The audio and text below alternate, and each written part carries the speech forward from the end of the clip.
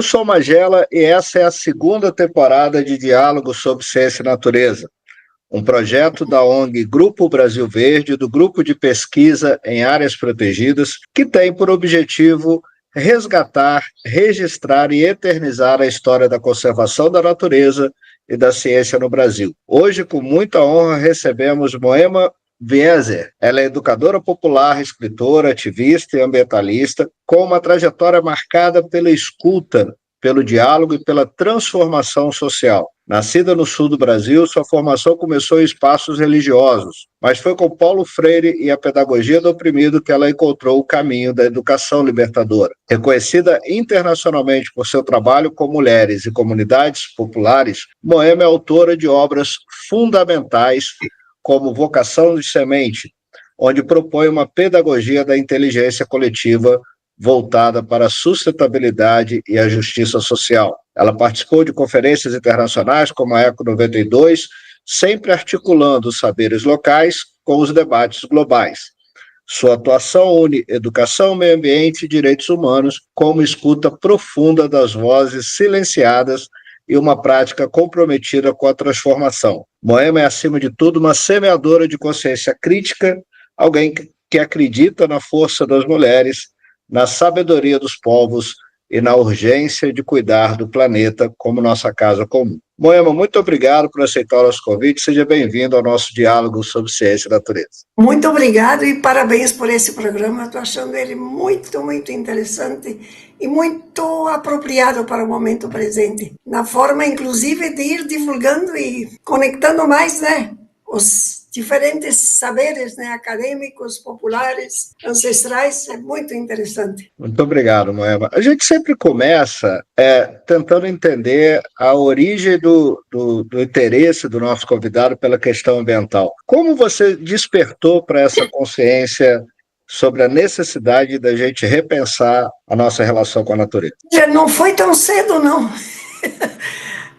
Esses dias eu estava comentando, eu vivi num tempo em que a gente não tinha muito próximo de si, tantos problemas, principalmente, como eu que vivia numa colônia de Caxias do Sul.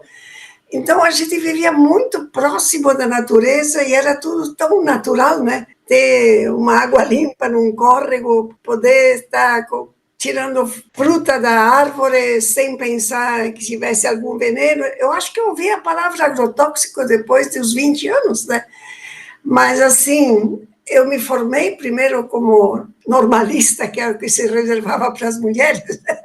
Depois fiz a faculdade de música, com especialidade em piano, mas por várias circunstâncias, dentro daquele universo que eu frequentava, que era universo religioso ainda, eu fiz um trabalho muito grande de renovação de comunidades e tive essa oportunidade de ir para o Nordeste do Brasil nos anos 60, onde eu estive em contato bastante direto com Paulo Freire e as equipes que trabalhavam com ele. E daí foi que eu fui percebendo coisas que eu não tinha atinado anteriormente, Primeiro, nessa diferença imensa das classes sociais e das regiões também do nosso país, mas foi no ano de 1975, quando eu estava no México exilada e tive a oportunidade de participar da tribuna da primeira Conferência Internacional Mulher, Desenvolvimento e Paz. E ali eu percebi, dentro de toda aquela aprendizagem que eu tinha feito da pedagogia do oprimido, esse grupo opressor, esse grupo oprimido milenarmente, que era o grupo das mulheres, E foi ali que eu comecei a me dedicar muito à causa das mulheres. E claro, nesse meio encontrei muitas mulheres, da área rural, trabalhando com as questões do campo e mais próximas da natureza, mas foi depois, quando eu voltei do exílio, que me convidaram para trabalhar numa companhia de saneamento ambiental, a CETESB, de São Paulo, e aí a minha vida deu realmente uma virada, porque eu nunca tinha trabalhado as questões ambientais a partir da perspectiva da educação ambiental, e muito menos feito isso numa empresa estatal. Então, isso me levou a perceber de entrada, né, como se tratava de um assunto que precisava lidar com todos os atores sociais, né? E a partir dali nunca mais parei, e cada vez fui me aprofundando e estudando, e então tendo contatos com outros grupos, particularmente os grupos ambientalistas, né? Primeiro em São Paulo e depois no país todo, e claro, né, nesse contexto todo, né, eu sempre procurava estar muito ligada aos movimentos populares, aos movimentos sociais, e na Rio 92 eu fui solicitada de coordenar a primeira Jornada Internacional de Educação Ambiental, que foi trazida pelo Conselho Internacional de Educação de Adultos, e foi muito interessante pela primeira vez no âmbito internacional de colocar juntos, né, os ambientalistas que lidavam muito com as questões ambientais, mas principalmente de um ponto de vista mais reivindicativo, né? E os educadores e educadoras que não lidavam com as questões ambientais. E ficou claro para nós, né, que qualquer questão ambiental é uma questão social e vice-versa. E foi assim, acho um momento muito importante para todos nós que lidamos com esse tema. E a partir dali eu continuei trabalhando muito, envolvida com o movimento de mulheres. Tive a oportunidade de estar com pessoas como a Thaís Corral, conhecer a Vandana Shiva, a Vangali Maatai. No contexto da Rio 92 aconteceram tantas coisas importantes, né, que foram ampliando a nossa visão também dentro do feminismo, trazendo essa visão mais clara da ligação estreita entre a questão da produção e a reprodução da vida. E pouco a pouco, né, eu fui cada vez mais entendendo, né, a natureza como o grande ser oprimido pela humanidade, né? Impressionante. Nesse momento do antropoceno. Apesar dessa aproximação com a questão ambiental ter se dado depois, você acha que a década de 70, em termos de movimentos sociais, inclusive ambientais, mas para todas as agendas, foi a grande década de transformação? Foi quando a sociedade passou a se envolver mais efetivamente com temas de interesse social? Nossa, como eu disse, eu não estive muito próxima, assim, diretamente das questões ambientais, mas até por conta da desgraça que foram as ditaduras que tivemos em praticamente toda a América, né? Pessoalmente, eu tive a possibilidade de me aproximar de pessoas muito importantes, como, por exemplo, da Colômbia, né? Os pesquisadores, né, que trouxeram essa ideia da pesquisação participante, que era esse intuito, né, de trabalhar intelectuais e populações organizadas. Foi um momento assim de muitos e diversificados movimentos sociais que foram aparecendo, né, e se ampliando a partir de questões concretas que eram trabalhadas no campo, na cidade, de diferentes maneiras, né? E assim, eu acho também que, inclusive, a questão ambiental já começava a emergir bastante nessa época, apesar de que isso foi assumido um pouco mais tarde, eu diria, né, pelos movimentos sociais como tal, como uma questão que tem que aparecer em qualquer movimento, né? Que é assim que hoje a gente vê mais claramente. Tudo que é social também é ambiental e vice-versa, né? E essa percepção que você coloca bem, né? Tudo que é social, ambiental e vice-versa, na década de 90 ainda era uma discussão, né? Quer dizer, aquela história de que ou se desenvolve primeiro ou se conserva a natureza. Sim, nossa, Você eu acha que nós escutei viramos cada essa coisa. página? Assim? Você acha que agora a gente dialoga mais? Eu vejo assim que, por exemplo, muitas pessoas que se diziam até muito revolucionárias, né, não tinham de jeito nenhum essa percepção. Eu nunca esqueço de uma conversa que nós tivemos a respeito da proteção de um mangue, eu acho que era lá na Bahia, e teve um que parecia que era muito progressista, ele disse, bom, temos que escolher, né, se a gente preserva o ser humano ou se a gente prefere os caranguejos. Ou seja, não tinha nenhuma visão do que aquilo que as mulheres traziam com tanta força, né? Que o mangue praticamente é a maternidade de peixes, né? Então, era bastante difícil trazer esse link, né? Que eu vejo que hoje está mais claro, né? A gente vê, por exemplo, assim, quando você se encontra com pessoas do Movimento Sem Terra, eles têm muita clareza, né, que estão trazendo não só benefícios para os seres humanos que chegam a poder ter o seu próprio espaço, mas como a necessidade de cuidar desse espaço é vital. E por nada eles falam, né, de plantar árvores, para eles significa também plantar árvore, água, né? Ou seja, essa visão mais sistêmica da realidade é bem outra nesse momento. E o que eu vejo também, que uma das coisas que está começando a aparecer, que isso não é um assunto que pode ser tratado só por um setor, né? Que tem que trazer junto, né, os vários poderes que a gente tem, né, que podem trazer, como diria, fazer mudanças significativas, né, que é o poder público, mas que não pode ficar sozinho, sem a participação popular, né, que é o poder da organização, o poder da ciência e o poder do saber instituído, né, que vai desde o CMEI até o pós-doc. Essa questão eu tenho trabalhado bastante também quando vim depois morar aqui na região, que é a região oeste do Paraná, e trabalhamos num programa que se chamou Cultivando Água Boa, onde a gente questionava tanto, né, a forma como se deu a colonização do oeste do Paraná, que foi assim, sem planejamento ambiental. O município onde estou, recém, tem 70 anos, né? Toda essa região praticamente não chega a ter 100 anos, tirando Foz do Iguaçu e Guaíra, né? E era mata virgem, mas sem planejamento nenhum. Hoje em dia, né, não é por nada que está acontecendo o que aconteceu agora no Rio Bonito, né? Foi se desmatando, se pudesse, plantava trigo e soja até dentro do rio. E hoje em dia a gente está gastando tanto dinheiro para recuperar a mata ciliar, para refazer as estradas de uma maneira mais sustentável. É toda uma nova visão que se torna necessária com a participação de todos os atores sociais.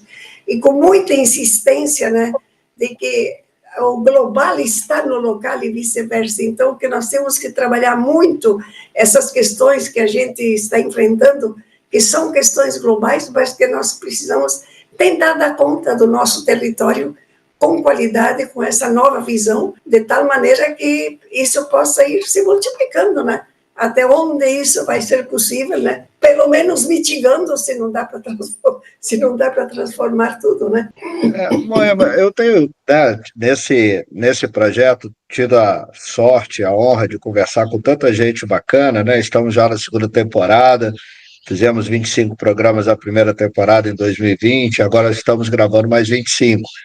E são gerações de professores, ativistas, pesquisadores que já alertam a sociedade há décadas sobre o cenário que nós estamos chegando, né? Você acha que nós erramos na forma de comunicar com a sociedade essas questões e por isso talvez não tenhamos sido ouvidos satisfatoriamente?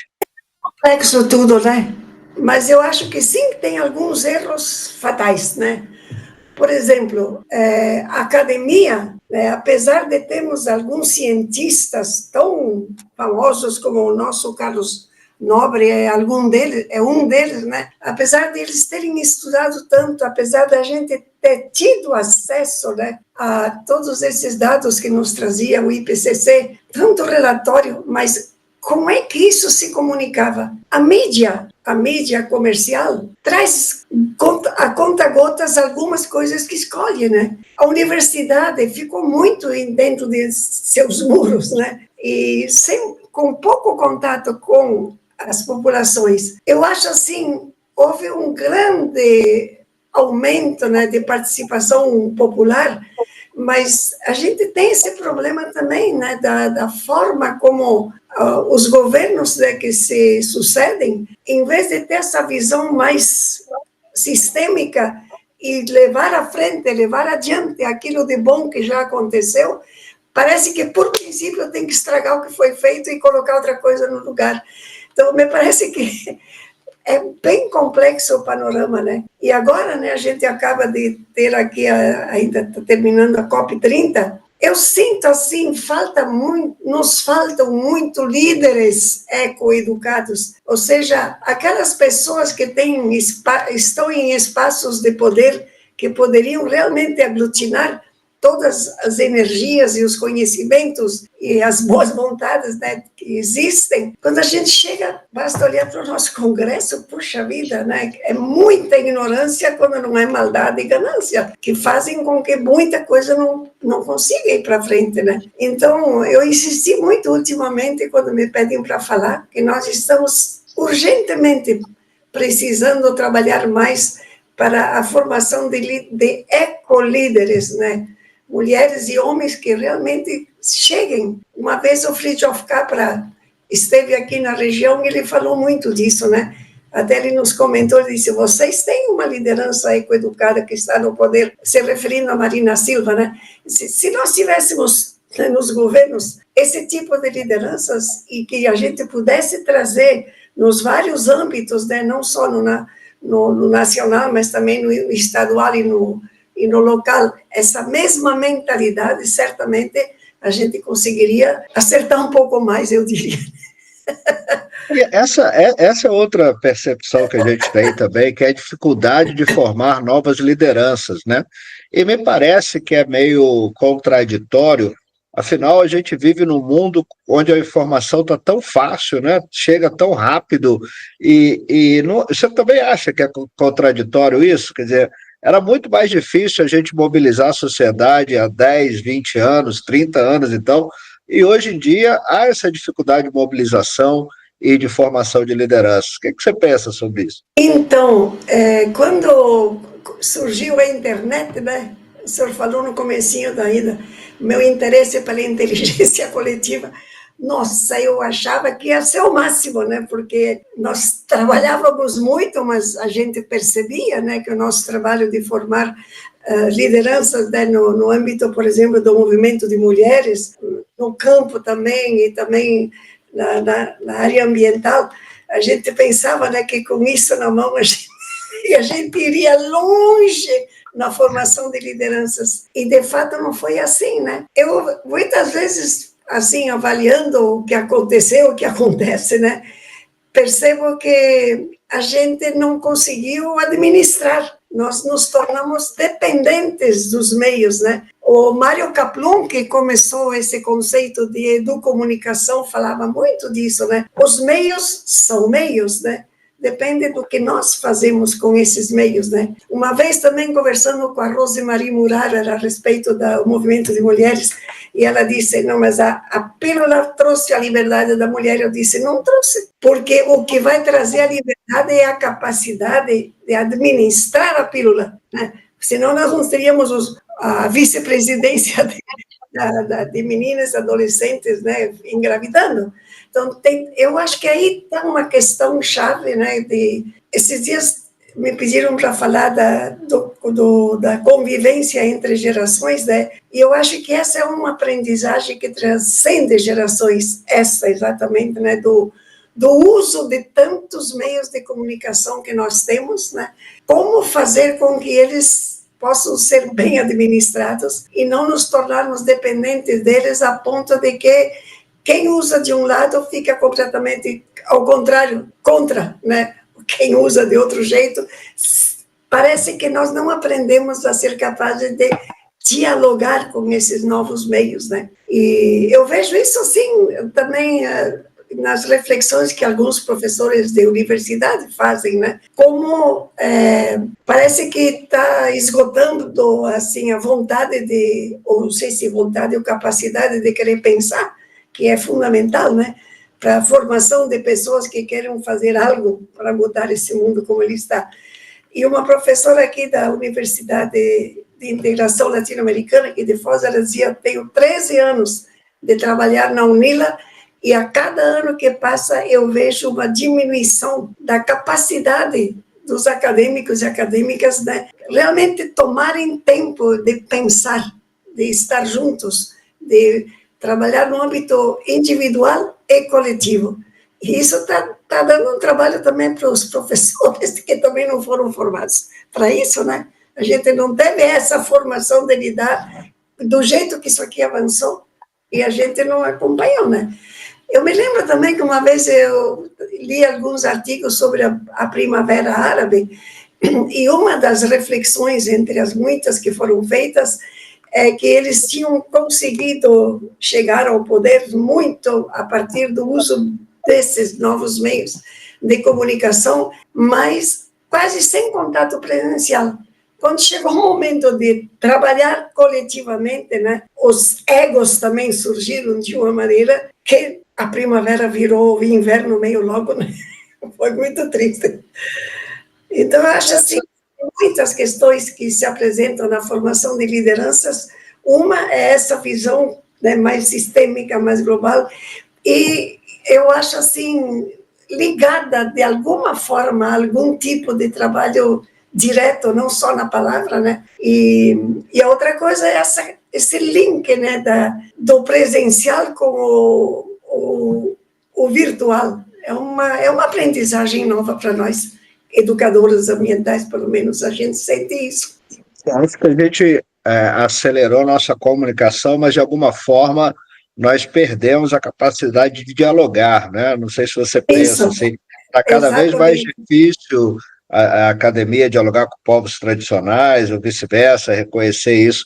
Fala um pouco desse aprendizado que você teve enquanto educadora popular, como isso influenciou nessa sua percepção da importância da mobilização pela conservação da natureza. Então, eu acho que assim, a gente vai, à medida que vai vivendo, né, e trabalhando, também a gente vai aprendendo, né, aprendendo das outras pessoas com quem a gente vai avançando, né. E eu me lembro que na Rio 92 foi uma larga conversa entre lideranças, né, socioambientais, para a gente chegar nesse ponto de entender, né, a partir da educação popular, de como tudo tinha que ser trabalhado, pensando a questão ambiental.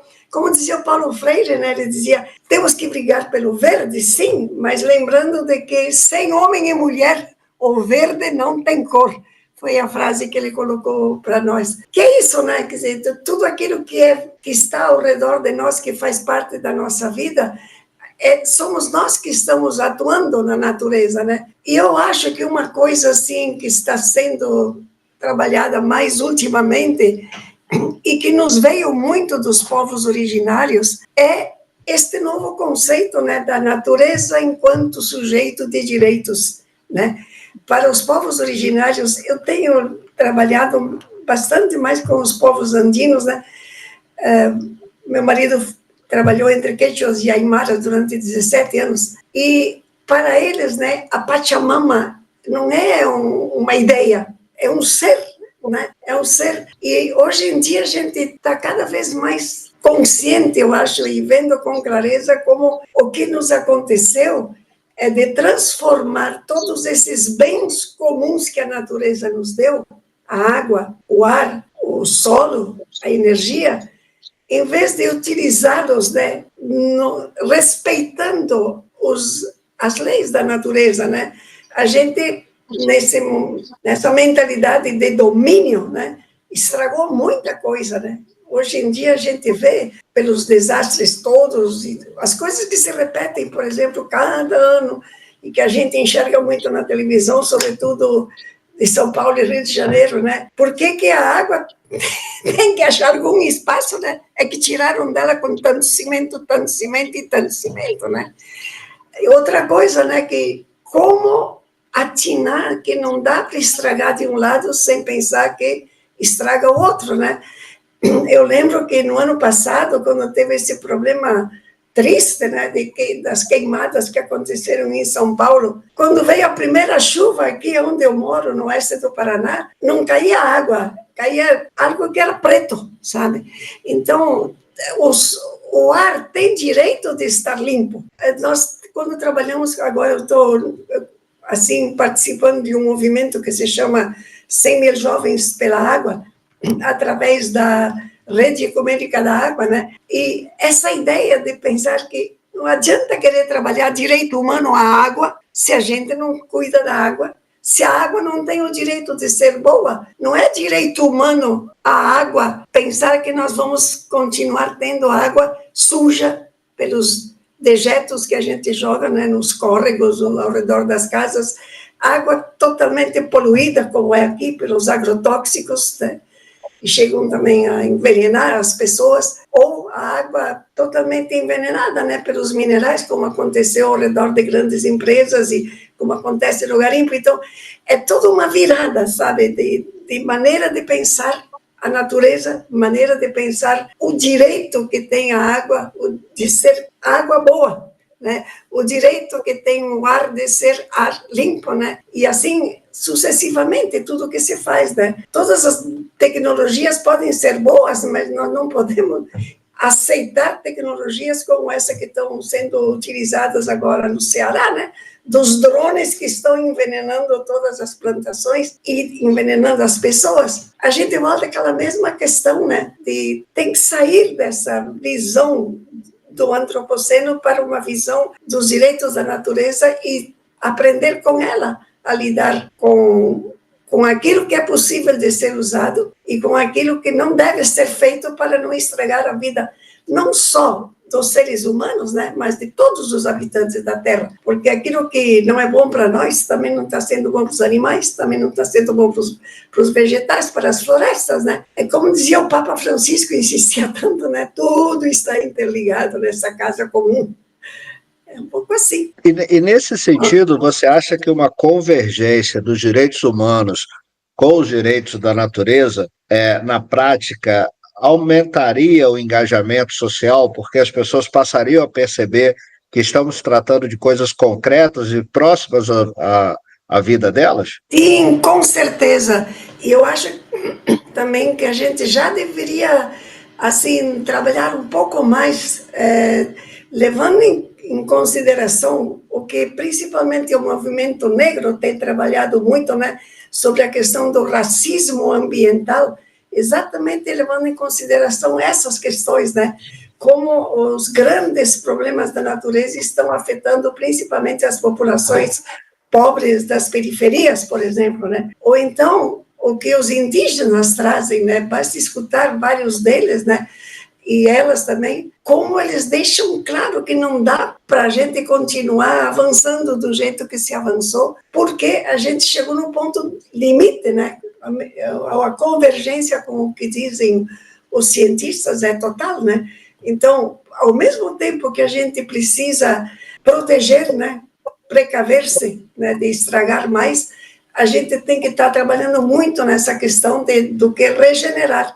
E, nesse sentido, eu acho que a questão dos direitos humanos, juntamente com essa clareza dos direitos da natureza, eu acho assim, e trabalhando isso conforme as diferentes situações, né, eu acho que isso pode ajudar muito. Eu estava pensando muito no que aconteceu aqui, quase do lado, né, são 2 horas e pouco daqui de Toledo para Rio Bonito, né, e foi falado isso até na grande mídia, de que é o município que mais devastou no Paraná. Então, claro, né, na hora que o tufão passa, não tem mais árvores para mais ou menos bloquear um pouco a força que ele tem, né, vai pelos telhados, tira as casas, que tudo é muito mais fraco o que nós fazemos do que aquilo que a natureza tem, né? Então, eu acho assim que é uma ligação muito, muito clara, e sobretudo isso, né, de que a questão de não diria subordinar, mas como dizem os indígenas, né? Antes vem os direitos da natureza, olhar para eles antes, né?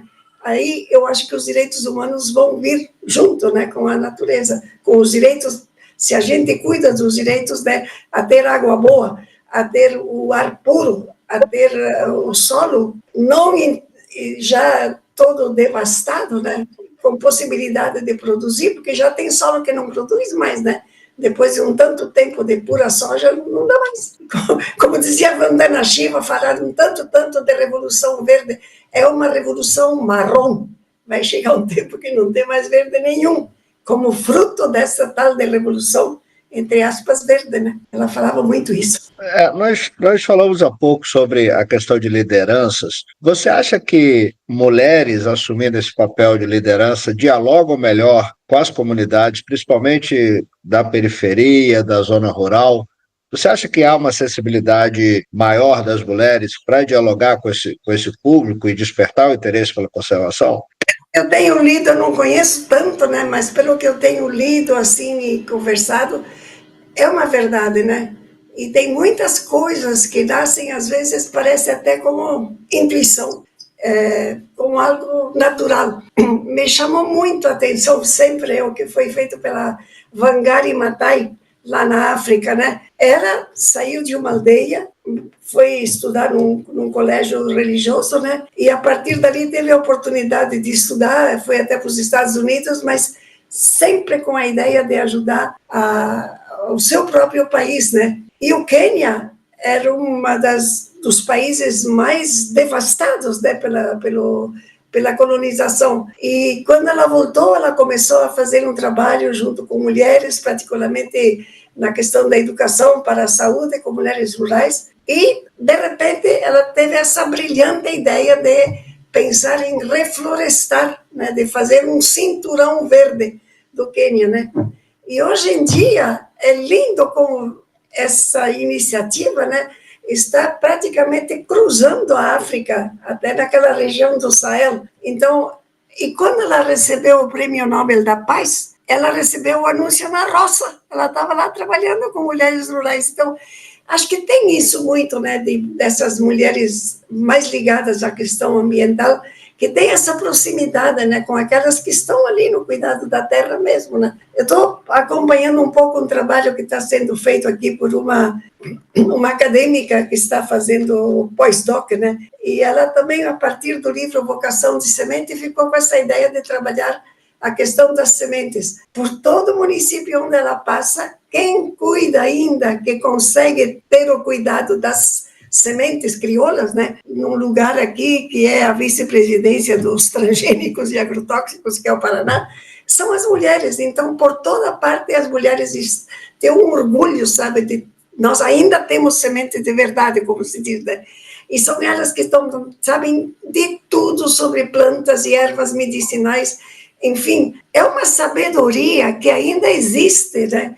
E que, através de certas lideranças que se empenham, né, em dar visibilidade, né, também dão essa possibilidade de que sejam questões que venham à tona de maneira a se multiplicarem e se tornarem exemplo. E já se tornarem exemplo para se transformarem até em políticas públicas, como está acontecendo num ou outro município, né? Que é muita coisa que pode ser feita a partir desse trabalho direto, né? Nos lugares ainda onde você pode ver que existe, né? Mesmo que não seja a floresta, mas que o verde existe, né, em vários tamanhos, em muita diversidade ainda. Você foi muito atuante, participou muito ativamente da Rio 92. Você acha que a Rio 92 foi um grande momento de esperança e que, de alguma forma, nós não vimos concretizar questões como a Agenda 21, né? Claro que a gente teve aí como resultado as COPs do clima, as COPs da biodiversidade, mas quando conferências internacionais como essa não dão resultados concretos, você acha que isso gera uma desesperança na sociedade? A Rio 92 foi um grande ato de esperança, de verdade. Primeiro que foi, assim, bem diferente das outras conferências das Nações Unidas, que não tinham participação da sociedade civil, né? E a Rio 92 teve esse marco que teve a cúpula o Fórum Global, né? O Fórum Global paralelo, né, que juntou movimentos sociais, religiões, empresas, vários movimentos de todo tipo, né?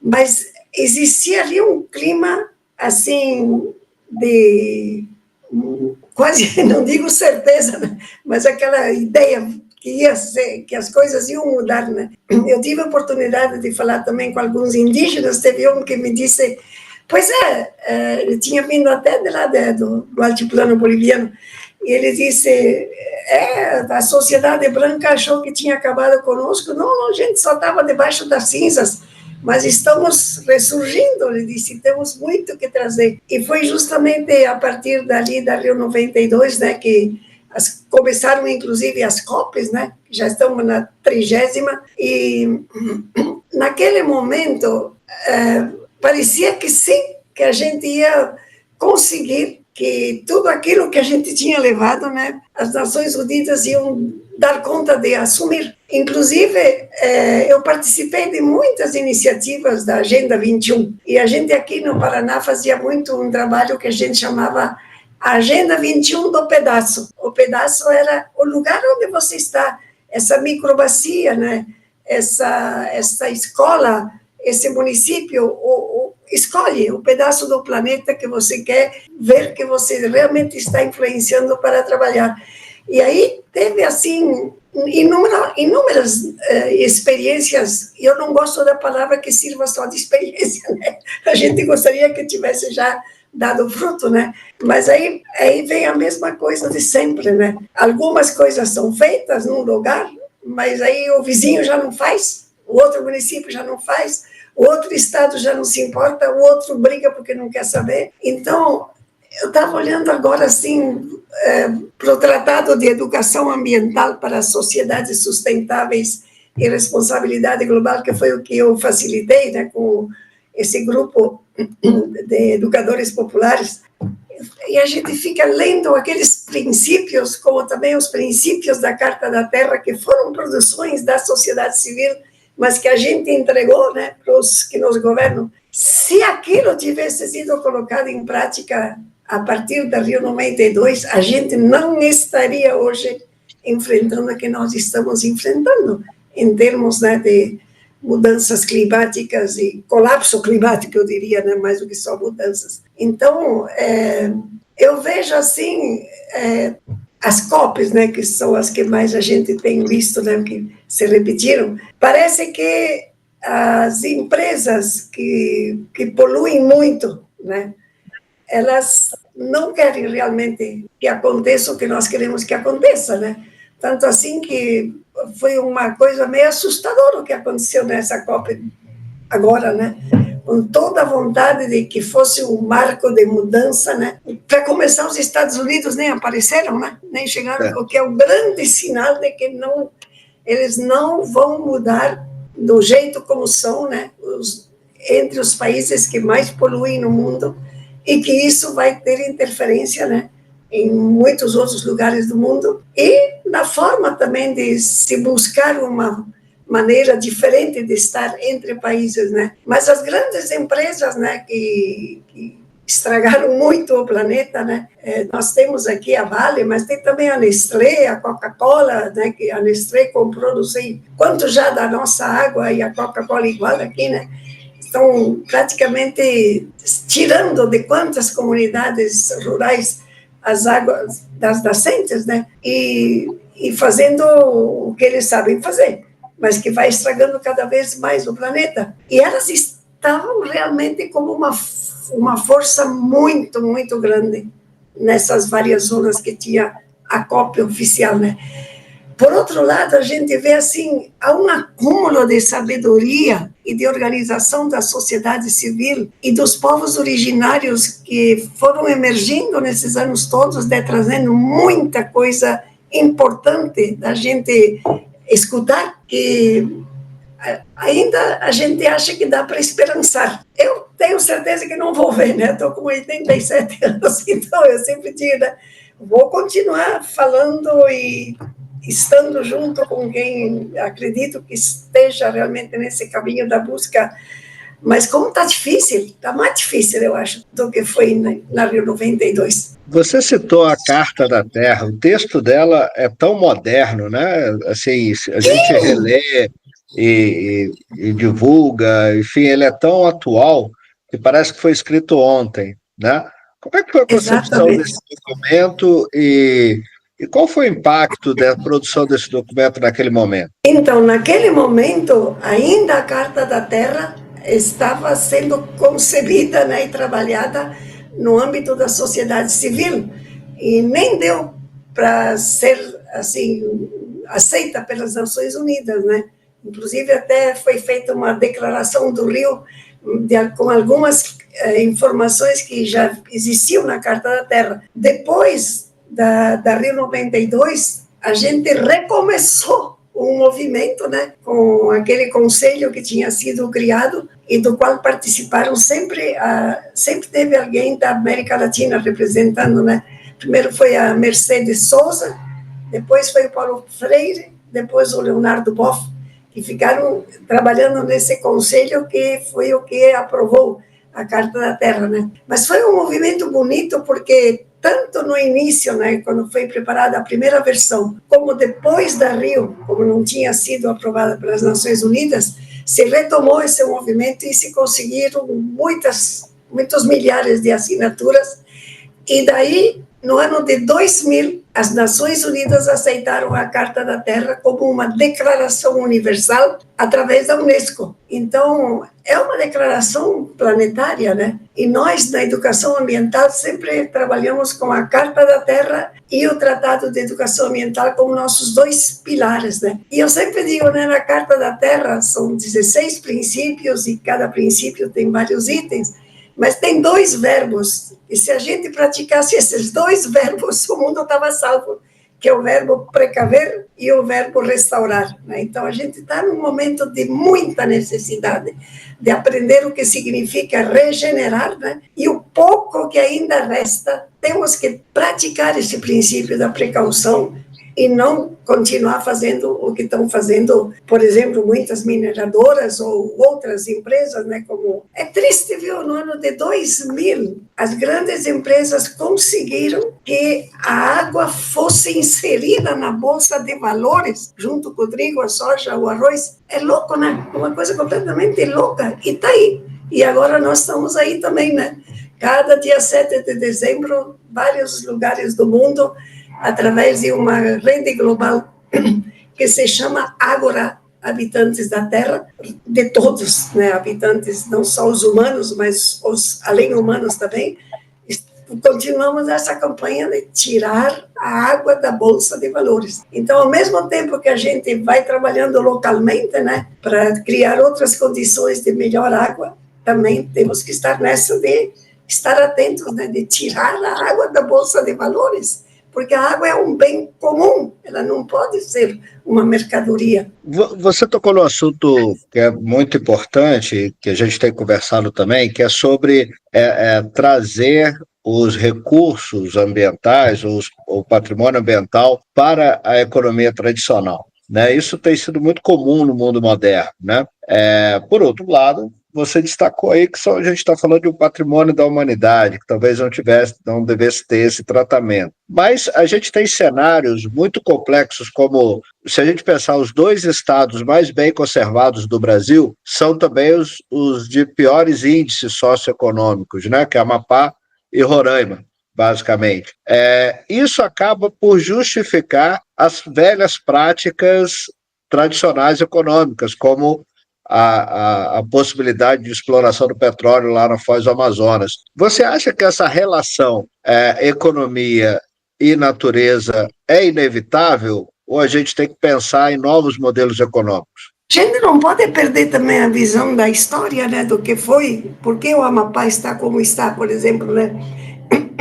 E sim, se põe pouco dinheiro para criar esse novo, né? Eu tive uma vez a oportunidade de ter algumas conversas durante a pandemia, foi online com dirigentes, né, da nação Suruí.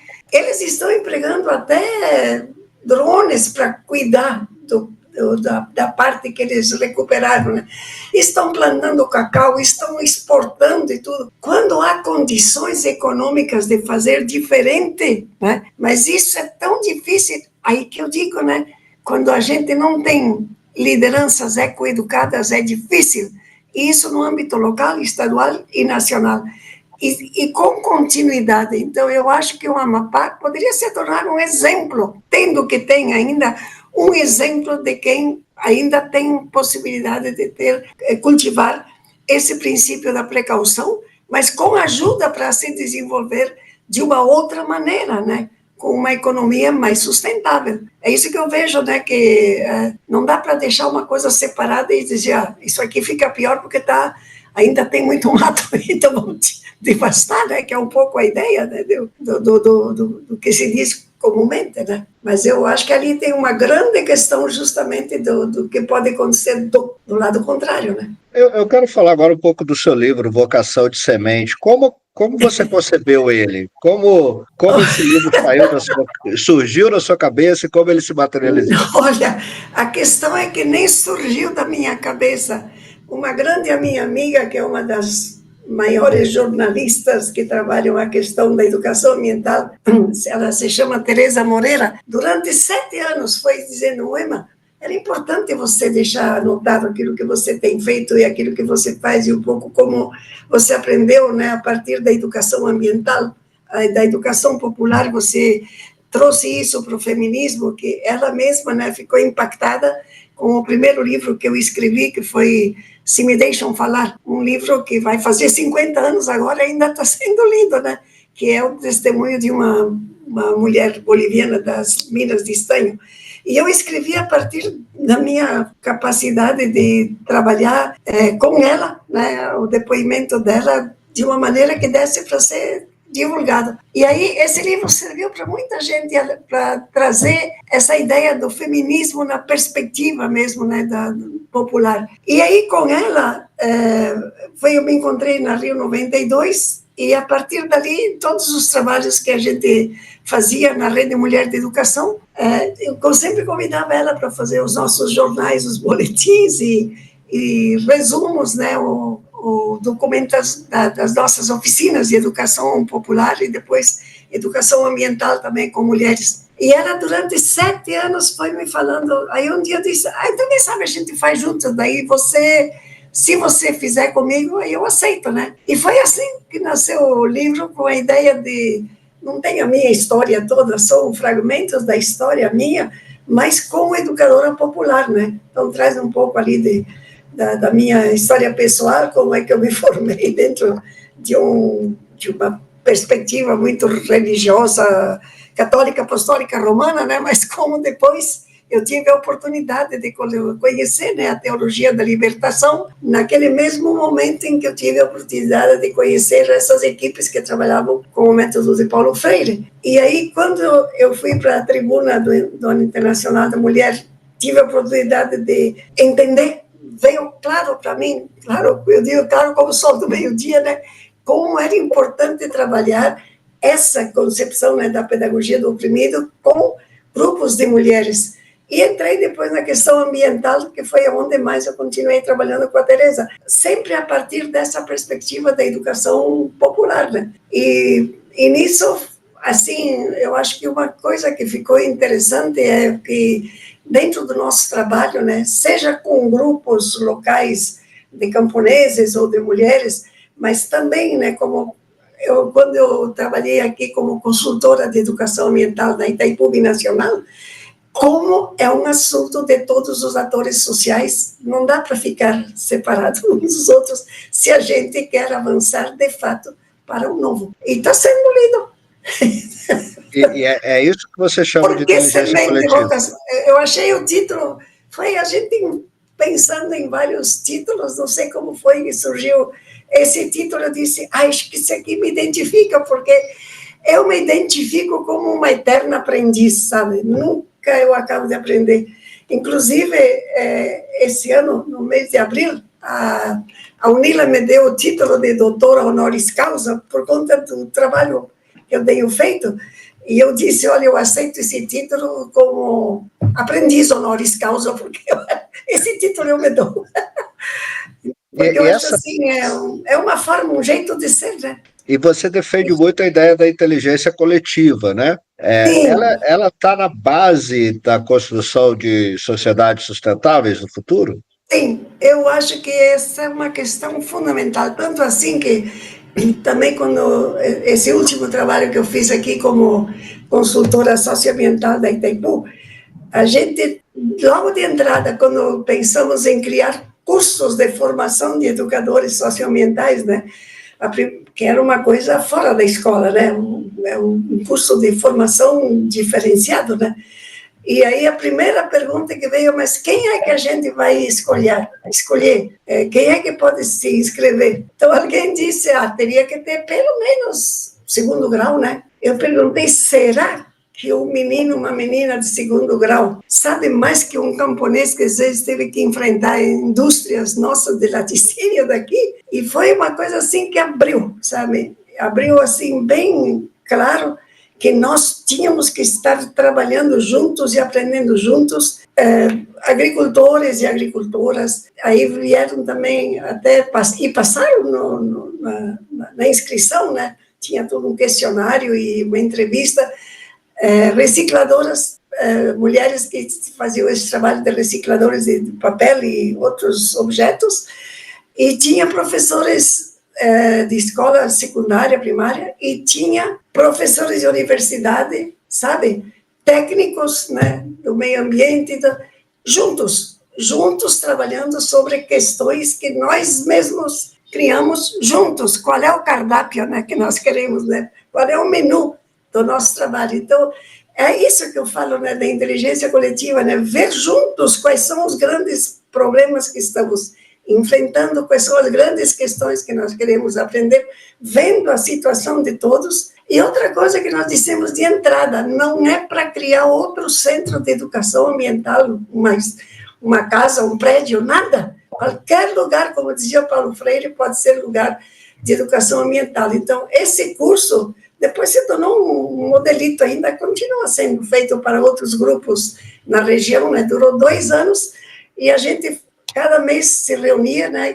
Tinha um tema novo, conforme tinha sido marcado, mas às vezes era num salão paroquial, outras vezes era numa escola, outras vezes era numa sala de sindicato, sabe? Qualquer espaço é espaço de educação ambiental, né? Então, tudo isso eu acho que faz parte dessa coisa do que está por trás, né? De como a gente pode trabalhar, né? E escutando uns aos outros, porque às vezes tinha questões que eram trazidas por agricultores que nunca tinham sido trazidas para dentro da academia, e assim, né, então a gente circulava a informação, e até hoje tem pessoas que falam do que aprenderam e tudo isso era alimentado a partir dos princípios da Carta da Terra e do Tratado, como princípios e valores, porque fica bem claro, né, que não é tecnologia que falta. Tem um professor que deu uma entrevista para Isto É, já faz mais de 10 anos, e ele era um japonês, ele tinha vindo lá do Japão, e ele disse, não falta tecnologia, a gente já tem tecnologia, o que falta educação ambiental. E aí eu volto para a questão dos líderes ecoeducados, né, em todos os setores, né, lideranças nas universidades, gente que tenha, e todos têm que aprender, né? Por exemplo, a ecologia integral,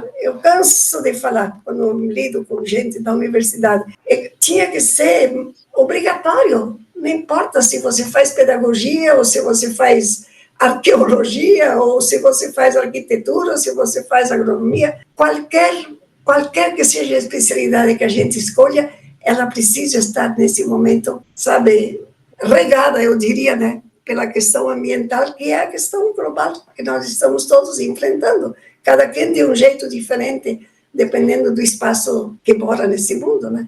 Bom, Também não sei quero se eu respondo o que o senhor também... Sim, tudo ótimo. Eu fico aqui admirando suas considerações, mas eu não quero te cansar muito também, né? Já estamos mais de uma hora, quase uma hora falando aqui, mas eu não queria deixar de te ouvir sobre algumas últimas questões. Você acha que o termo sustentabilidade, ele se tornou tão popular que ele se vulgarizou, quer dizer, passou a ser usado de forma intencional ou não, de forma equivocada e como uma propaganda enganosa, principalmente por muitas empresas? Pois é, porque no começo a grande conversa era qual é a diferença entre desenvolvimento sustentável e sustentabilidade. O Leonardo Boff falava muitas vezes sobre isso, e eu até juntei a uma publicação que eu fiz sobre a Carta da Terra, que ele disse que esses dois termos foram talvez os que mais deram margem a muita, não é nem diálogo, ele falava, muita discussão. E aí ele dizia, desenvolvimento sustentável não é possível, porque o termo desenvolvimento vem da economia, né? E ele disse, a sustentabilidade vem de outra origem, né? E ele diz, o que precisa ser sustentável é a vida. E aí, em resumo, né, não vou falar todo o artigo, mas ele insistia nisso, né, que a gente não pode deixar que a economia, né, que é o que é a chave do que se chama atualmente desenvolvimento, continue mandando na sociedade, na organização social e no meio ambiente. Que temos que virar essa pirâmide, né, e colocar a economia no seu devido lugar. A economia sendo pensada e tratada para o cuidado do meio ambiente e o cuidado das pessoas. Então, é toda uma mudança. Mas agora parece, como é que eu diria? É uma das coisas que eu digo, né, que a apropriação dos termos também é uma coisa que é feita bastante em relação a tudo aquilo que a gente vai tentando explicar de outra maneira.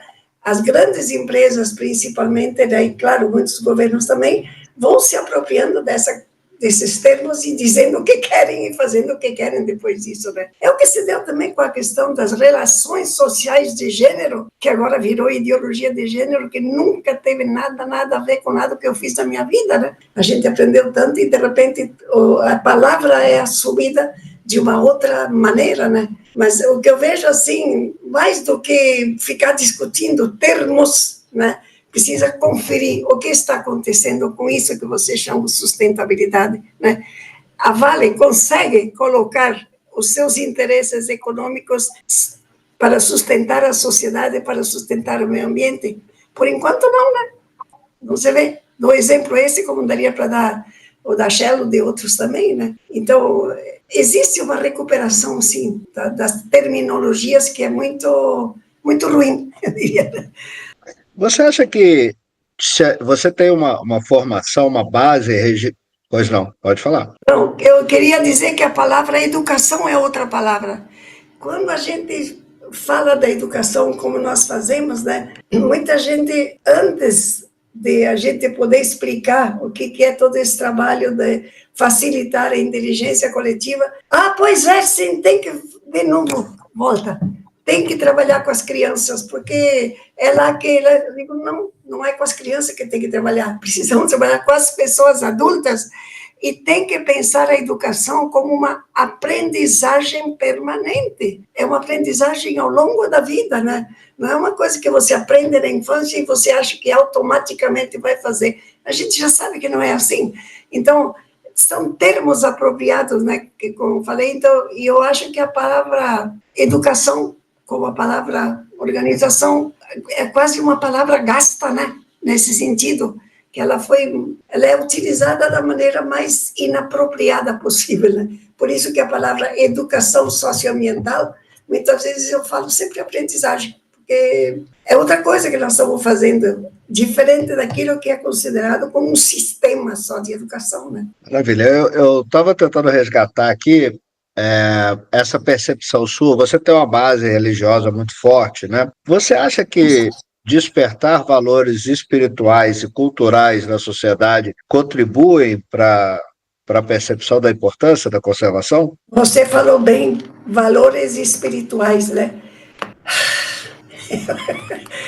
O problema é que as instituições que normalmente deveriam fazer isso, né, se cristalizaram de uma tal forma que o espírito da coisa, eu diria, né, ficou muito atrás do que a instituição faz. Então, hoje em dia mesmo, né, se você pensa na igreja na qual eu me formei, né, na igreja católica, há uma diferença tão grande naquilo que foi um grande pastor, que eu diria, né, o grande líder da igreja, o Papa Francisco, com tudo que ele deixou com relação não só a ecologia integral, mas tudo que ele falou de uma igreja fora dos seus muros, né? Quando a gente volta para o cotidiano, né? Parece que não está dando tempo para pensar nessas coisas e ainda muitos ficam só naquilo que a tradição convém, né? Mas a tradição torna conveniente para muitos que estão na governança, né? Bispos, padres, etc. O mesmo que acontece também com pastores, né? De outras igrejas. O poder sempre corrompe, não importa onde esteja. Então, é uma coisa assim, como você falou, acho que é uma busca muito grande, a de hoje, né, que está se dando, e eu vejo que ela está, às vezes, se dando muito entre aqueles que, não sei como dizer, mas alguns falam de desigrejados, aqueles que cansaram um pouco daquele ritual de sempre que não tem a ver com a realidade, né? Então, cada vez mais buscando, né, algo que seja, de fato, uma espiritualidade. Tem um monge que se chama Marcelo Barros, ele é biblista, né? E também uma pessoa que tem trabalhado muito assim, com as religiões africanas e com as tradições indígenas, e ele insiste muito, né, que o que nós estamos precisando é praticar o macroecumenismo, inclusive que transcenda, né, as religiões cristãs, mas abranja também, né, todas as tradições de matriz africana e as tradições indígenas, né, e juntos buscarmos, assim, aquilo que de fato é espiritualidade, que é uma espiritualidade mais laical, né, que tem, claro, rituais e outras coisas que possam expressar, mas que vão além dos muros, né, além dos muros e dos templos. E com muita ênfase, eu acho, né, em fazer isso com as jovens gerações que já são mais abertas para esse convívio, me parece, né? Às vezes a gente estraga, nós adultos estragamos também porque enquadramos demais. Você já falou que tem esperança, né? Mantenha a sua esperança. Quando eu viajo muito dando palestras também, e eu sempre digo, bom, eu acho que eu sou bastante esperançoso também, porque eu resolvi ser pai depois dos 45 anos. Tenho um filhinho de 1 ano e meio, outro de 8, de 6. Falei, bom, se eu tenho 3 filhos, eu não posso dizer que eu não tenho esperança no futuro, né? Mas como é o futuro que você imagina? Você acha que a nossa sociedade vai se enquadrar pela conscientização ou nós vamos sentir, como se diz, né, pela dor mesmo, nós vamos ter que nos enquadrar de alguma forma? Que futuro você imagina para a gente? Eu espero, e tenho também, né, tenho 2 filhas e tenho 2 netas e um neto. Eu penso muito assim, qual será o futuro que eles, se forem lideranças, que tipo de questões eles vão ter que estar enfrentando com tudo isso que está chegando agora, com a IA e etc. Mas, né, não tenho ideia de como pode ser, mas eu vejo assim, alguma coisa boa vai ter que acontecer na humanidade. Só que a gente não pode saber de antemão, né, se vai ser, com tudo isso que nós estamos fazendo, de fato, algo novo pode brotar, né, e com certeza não vai ser para o ano que vem, né. Como eu digo, eu sei que eu não vou ver tudo aquilo que eu desejo, mas eu estava escutando o Ayrton Krenak, né, ele até gostaria de esperançar, ou seja, como nós, né, ter esperança e trabalhar para que essa esperança se torne uma realidade, né? Eu acho que é totalmente imprevisível nesse momento, né? Não sei se é porque estou saindo de participar como posso aqui de casa na COP, mas que difícil que está. Está mais difícil do que o que eu conhecia antes, mas eu não vou deixar não, de continuar vivendo o que é possível, fazendo tudo o que é bom. E eu escutei uma vez uma amiga que disse, por mais que seja imprevisível o que aconteça, certamente quem aprendeu a cuidar da terra vai se dar bem com ela, do jeito que ela vai agir. Fico nisso. O que eu vou fazer isso? Que lindo. Mãe, muito obrigado pela sua gentileza, esse tempo, né, que você doou para a gente, essa conversa maravilhosa, inspiradora. Tenho certeza que vai inspirar gerações ainda por muito tempo. E muito obrigado pela sua gentileza. Estou muito feliz de ter tido essa chance de conversar com você e espero, de verdade, ter a chance de te conhecer pessoalmente, conversar um pouco mais sobre essas coisas. Muito obrigado. É bom, se puder vir. E eu vou ver os demais programas que vocês me mandaram. Os poucos que eu vi, gostei muito. Muito obrigada. Muito bom. Obrigado, Moema, então. Viu? Grande Obrigada a abraço. você Pessoal, também. Para você esse foi também. mais um diálogo sobre ciência e natureza, hoje com Moema Wieser. Nos vemos na semana que vem com mais um convidado ou uma convidada. E curta o nosso canal, veja aí a primeira temporada também. Inclusive tem Ailton Krenak na primeira temporada, esteve conosco também, contou histórias maravilhosas. Muito obrigado, grande abraço. Até mais.